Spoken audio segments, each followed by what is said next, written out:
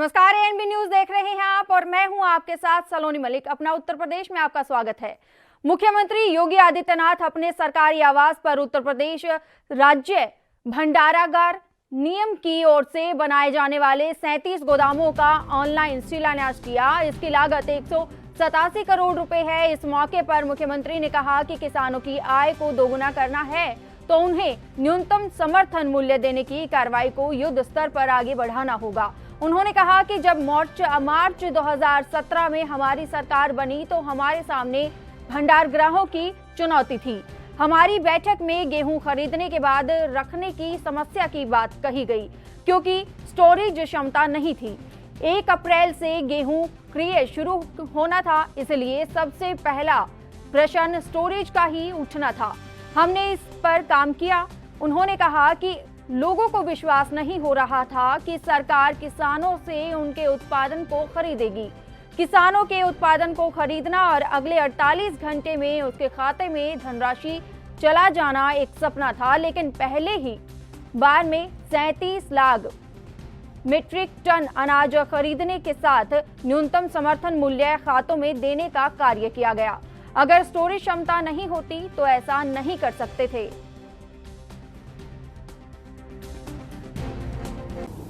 इन भंडारण गृहों की उपयोगिता क्या है, ये हम सब इसी से अनुमान लगा सकते हैं कि कोरोना कालखंड में आदरणीय प्रधानमंत्री जी ने लॉकडाउन के दौरान प्रधानमंत्री पैकेज की घोषणा की थी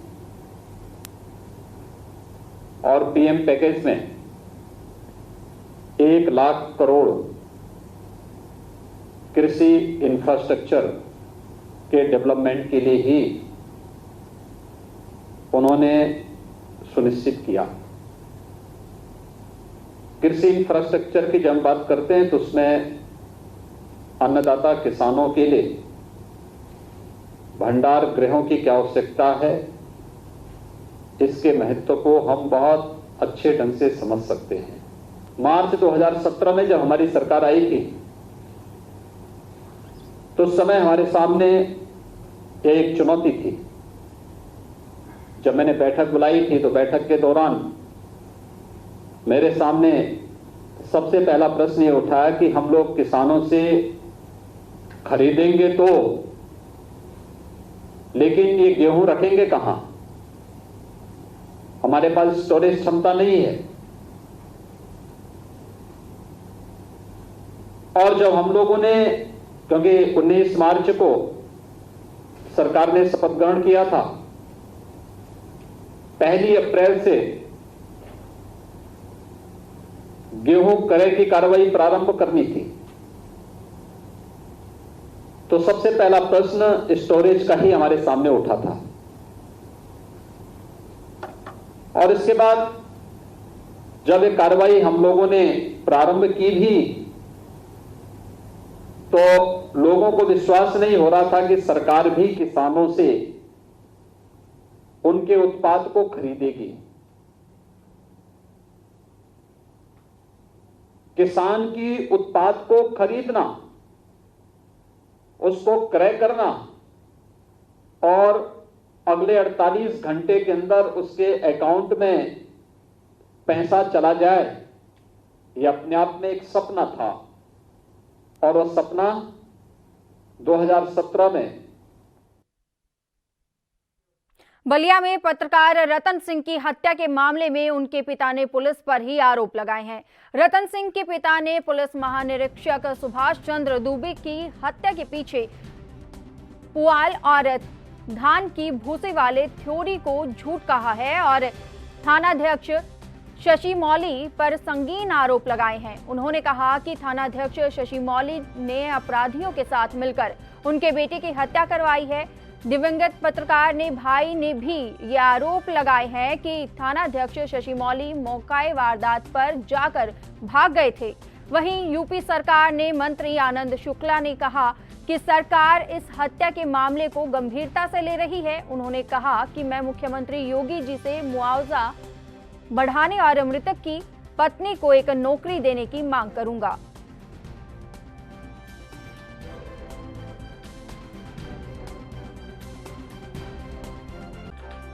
वो लड़का आ रहा था, उसको घेर करके 10 आदमी थे, उसको पहले लाठी डंडे से मारने लगे। ये तुरंत इंचार्ज शशि मौली को फ़ोन किया। शशि मौली वहाँ पर गए हैं और फिर तुरंत गाड़ी बैक करके वो थाने चले गए।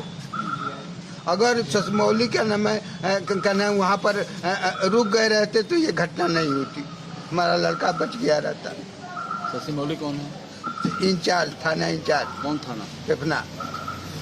ये कौन लोग थे जो इस तरह की घटना को अंजाम दिए? ये कौन लोग थे?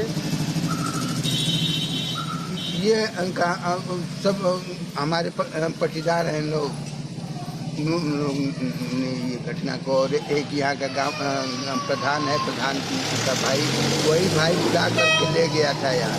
फिर एक आदमी और उसको फ़ोन किया है। एक उदयमान पत्रकार थे, बहुत हंसमुख थे, मिलनसार थे। मेरा भी उनसे बहुत नज़दीक का रिश्ता रहा है और माननीय मुख्यमंत्री जी ने भी इस विषय को रात में ही उनके संज्ञान में आया। ठीक है, जितनी भी घटना की निंदा की जाए कम है और पुलिस के द्वारा जो भी दोषी हैं उनके विरुद्ध कठोरतम कार्रवाई हो भी रही होगी भी। 6 लोग गिरफ्तार भी हुए हैं, 10 लोगों को नामजद किया गया है, शेष की भी गिरफ्तारी होगी। और मुख्यमंत्री जी अन्य भी व्यवस्थाएं जो स्वर्गीय रतन सिंह जी के पत्नी को, उनके बच्चे को होना चाहिए, उसके बारे में भी उनकी संवेदनाएं हैं। उत्तर प्रदेश सरकार स्वर्गीय रतन सिंह जी और उनके परिवार के साथ इस दुख की घड़ी। बलिया में हुई पत्रकार की हत्या को लेकर कैबिनेट मंत्री सिद्धार्थनाथ सिंह ने क्या कुछ कहा, ये सुनाते हैं। बड़ा गंभीर विषय है और मैं इतना ही कहूँगा, इस विषय के ऊपर गंभीरता को देखते हुए सरकार बहुत संवेदनशील है। हमारे मुख्यमंत्री जी ने आदेश दिए हैं कि कोई भी पत्रकार हो, जो जर्नलिस्ट हो, उसकी सुरक्षा आवश्यक है और कड़ी से कड़ी कार्रवाई करी जाएगी। और जो लोग इसमें दोषित भी हैं उनको पकड़ा भी जा रहा है, उन पर पूरी की पूरी कार्रवाई कर रहे हैं।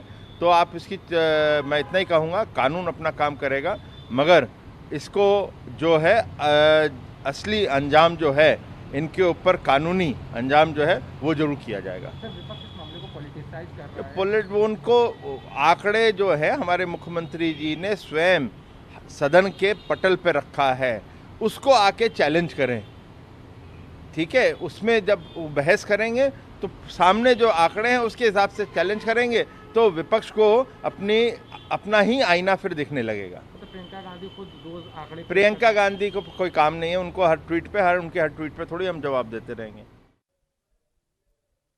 समाजवादी पार्टी के विधान परिषद सदस्य सुनील सिंह साजन ने बलिया में पत्रकार हत्याकांड और प्रदेश कोविड-19 संक्रमण को लेकर क्या कुछ कहा, सुनाते हैं आपको। देखिए, उत्तर प्रदेश में कानून नाम की कोई चीज़ तो है नहीं है।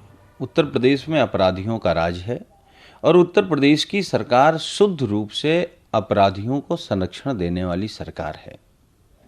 तो जितनी भी कल घटनाएं हुई हैं, बलिया में पत्रकार की हत्या हुई है वो दुखद है, लखनऊ में कबीर मठ में हत्या हुई है वो दुखद है, कानपुर में फाइनेंस कंपनी के मालिक को मार दिया गया, गाजियाबाद में मार दिया गया। तो इस तरीके से अगर उत्तर प्रदेश में जो 24 घंटे में अपराध हो रहे हैं, अगर वो सच में देश के सामने आ जाएं तो देश आश्चर्यचकित रह जाएगा कि आखिर उत्तर प्रदेश में हो क्या रहा है।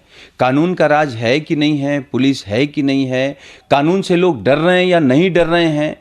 तो कानून से लोग तब डरेंगे जब सरकार कानून के साथ खड़ी होगी, जब पूरी सरकार अपराधियों के संरक्षण में खड़ी हो जाएगी, बलात्कारियों के संरक्षण में खड़ी हो जाएगी, उनको बचाने के लिए खड़ी हो जाएगी। तो आप कैसे उम्मीद कर सकते हैं कि उत्तर प्रदेश की बहन बेटियां सुरक्षित होंगे, उत्तर प्रदेश का व्यापारी सुरक्षित होगा, उत्तर प्रदेश में पत्रकार सुरक्षित होंगे। देखिए, मैंने जो सदन में बात रखी थी वो उत्तर प्रदेश में जो खराब स्वास्थ्य की व्यवस्था है, स्वास्थ्य विभाग की व्यवस्था है, उसको लेकर के रखा था। हमने ये भी बताया था कि किस तरीके से फर्जी ब्रांडिंग हो रही है कोविड के नाम पर और किस तरीके से उत्तर प्रदेश की सरकार कोविड के नाम पर भ्रष्टाचार कर रही है।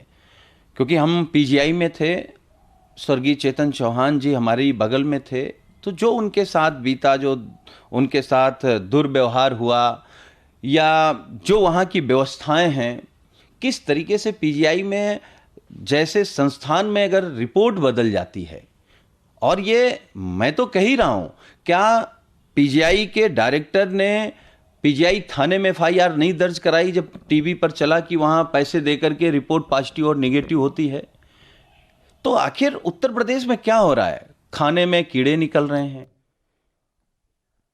बलिया में पत्रकार की हत्या के बाद अब विपक्ष ने योगी सरकार को घेरना शुरू कर दिया है। आज एक बार फिर कांग्रेस राज्यसभा सांसद पीएल पुनिया ने कहा कि उत्तर प्रदेश में क्राइम चरम पर है। बलिया पत्रकार हत्याकांड दुखद घटना है।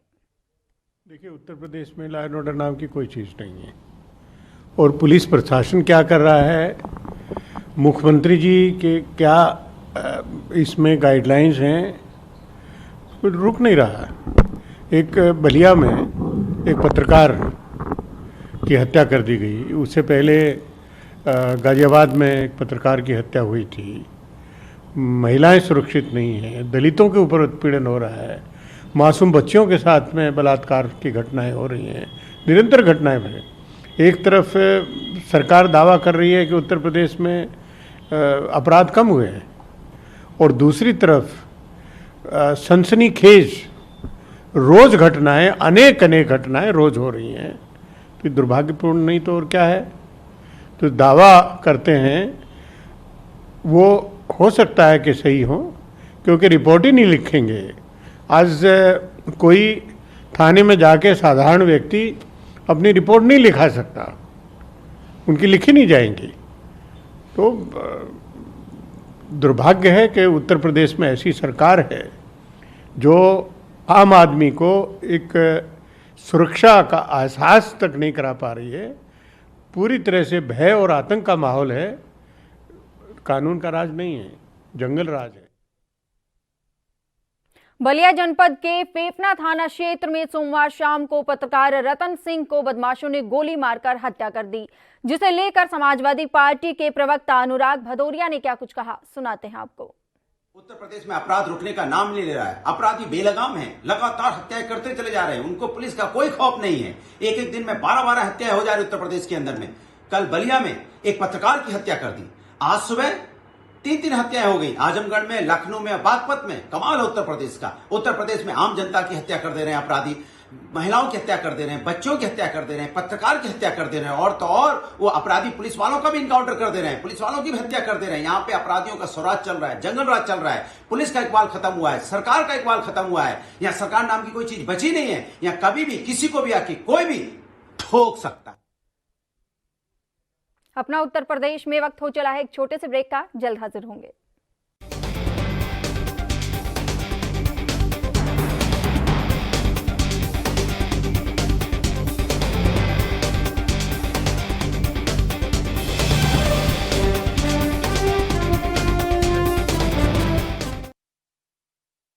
declaring a public health emergency of international concern over the global outbreak of novel coronavirus. Bharat की कोरोना वायरस से जंग।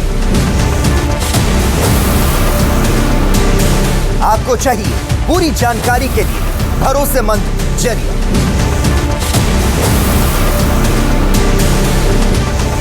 जानकारी जो अफवाहों पर ना हो। 24 घंटे 7 दिन लगातार सिर्फ ANB न्यूज पर।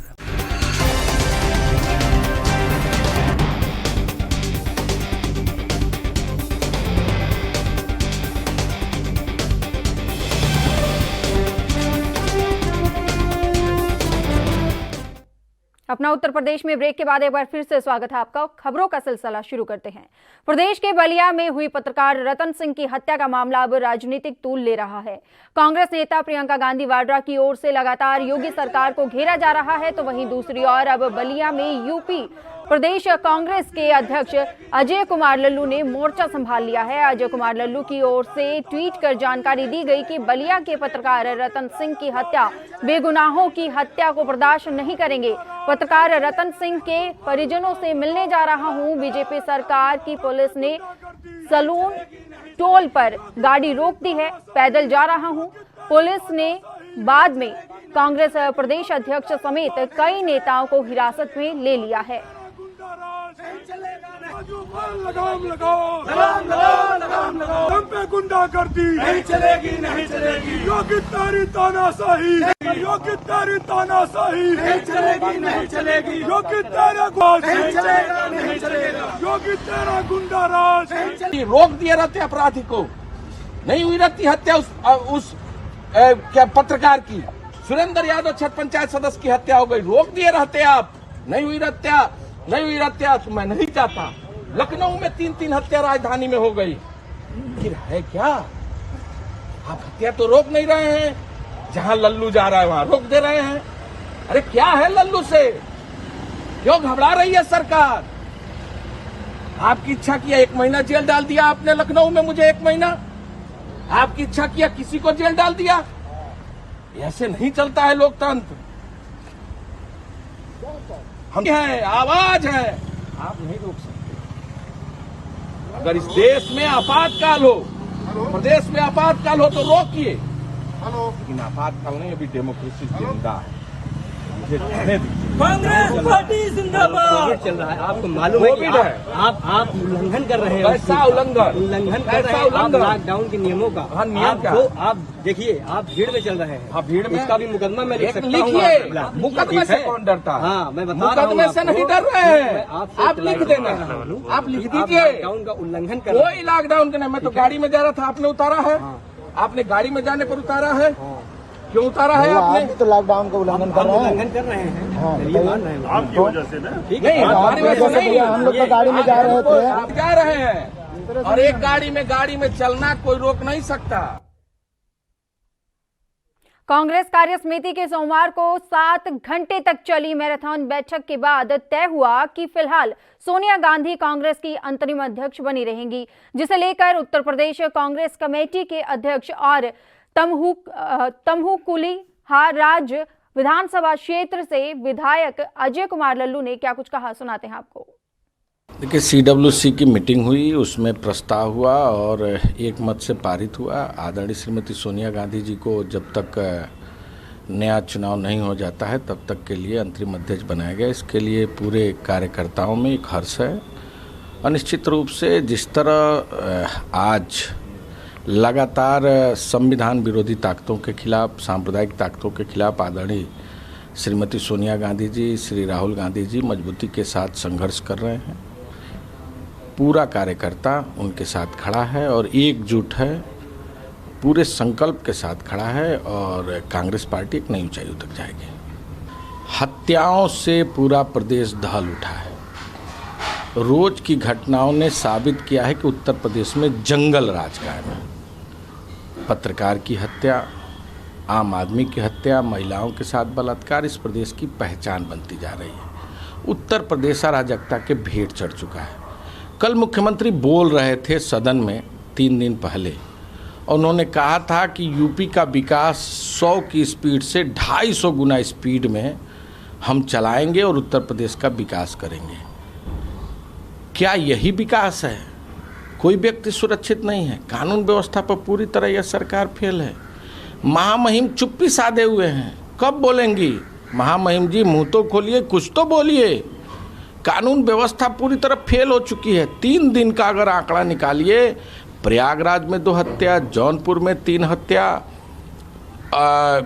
भदोही में, बस्ती में, गाजियाबाद में, लखनऊ में और बागपत, मुजफ्फरनगर राजधानी सुरक्षित नहीं है तो प्रदेश कहां से सुरक्षित?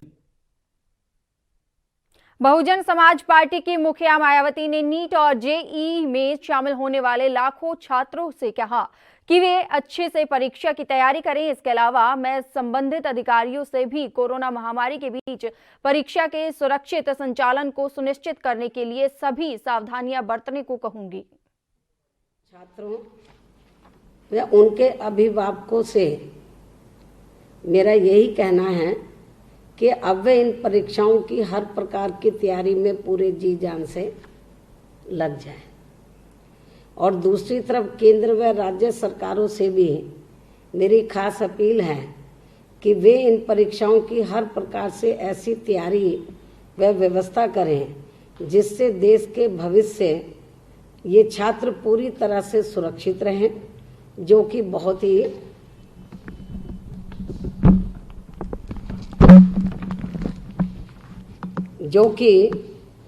ही जरूरी है। सरकार को इसके लिए हर प्रकार के जरूरी कदम निश्चय ही उठाने चाहिए।